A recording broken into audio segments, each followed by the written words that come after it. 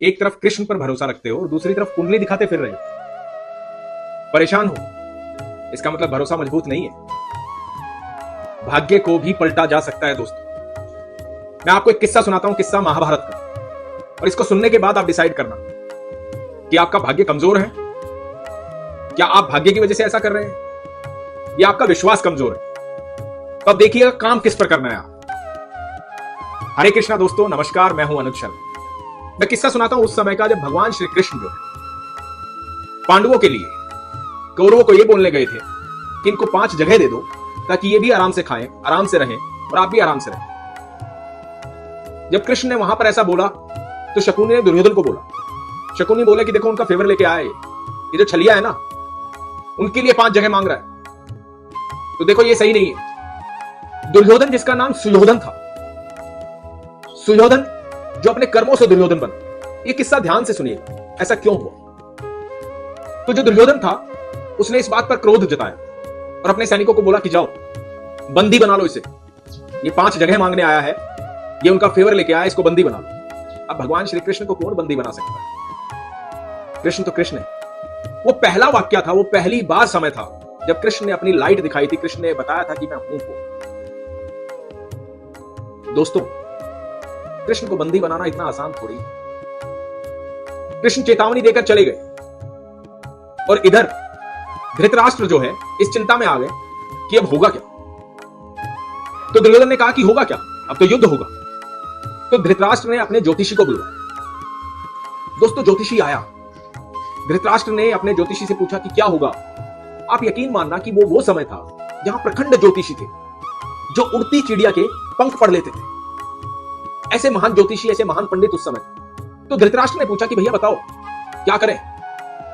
ज्योतिषी ने कुंडली देखी सुयोधन की और कहा कि महाराज, सुयोधन की कुंडली में राजयोग है, इसे राजा बनने से कोई रोक ही नहीं सकता, ये तो निश्चित तौर पर राजा बनेंगे, आप युद्ध करो। और उसे ज्योतिषी के कहने पर धृतराष्ट्र ने कहा कि ठीक है, तो युद्ध करो, मेरा सुयोधन ही राजा बनना चाहिए।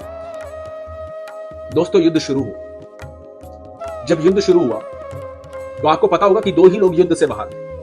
एक संजय जो सारा वृतांत युद्ध का सुना रहे थे धृतराष्ट्र को, और एक विदुर जिन्होंने युद्ध को त्याग दिया।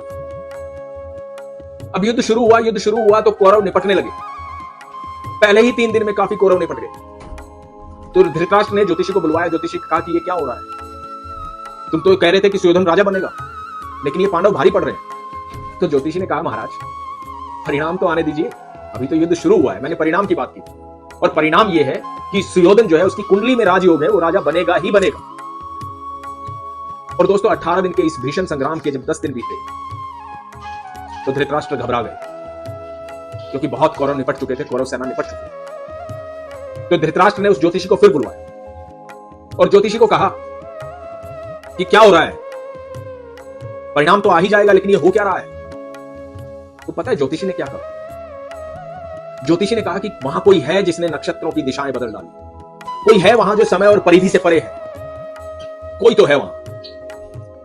तो विदुर ने कहा कि कृष्ण है, प्रभु है वहां। हरे कृष्ण। दोस्तों, जहां कृष्ण होते हैं, जहां ठाकुर होते हैं, वहां सारे नक्षत्र, सारी दिशाएं उनके कहने पर चलती हैं। तो कुंडली पर नहीं, अपने कृष्ण पर भरोसा रखो। यकीन मानना, जब आपके जीवन रूपी रथ को कृष्ण चलाएंगे तो महाभारत कितनी भी बड़ी हो, सामने वाले योद्धा कितने भी मजबूत हो, वो धराशायी हो जाएंगे।